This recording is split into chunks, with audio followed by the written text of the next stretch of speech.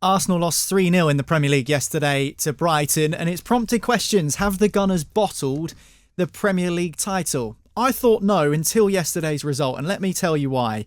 They were 2-0 up against Liverpool. They were pegged back to 2-2. They drew 2-2 with West Ham, and they should have got a result. They ended up drawing 3-3 with 2 last-minute goals against Southampton, who finished dead bottom of the Premier League table. I thought that maybe they were just slip-ups, Marley, until that result against Brighton yesterday, where they've been handsomely beaten. I think Arsenal have bottled it.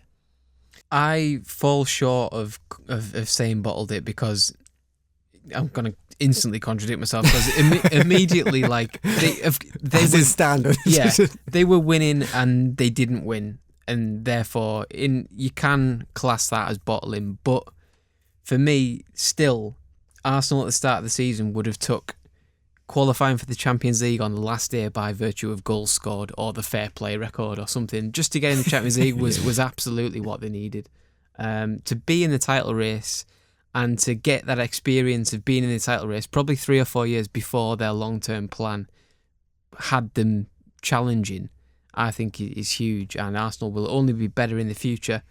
Therefore, you kind of need these experiences to sort of set yourself up for the future. So I'd fall short of calling it a bottle job, but the way we are in this country, we love laughing at people that have failed. It's the British culture, it's the British mentality. I think if you look at those results and the way they've come, that's where the argument for bottling it comes from. But I think it's the terms bottling it's not fair because it suggests a kind of like physical or mental fragility that we usually see for Spurs rather than Arsenal. And it doesn't feel like it reflects the situation fully because I think, as you say, Arsenal would have taken this season at the beginning of the year. They would have ripped your hand off. And to be 15 points clear of Newcastle in third place is an amazing achievement for them. And it's less they've bottled it. They've not thrown it away to inferior opposition.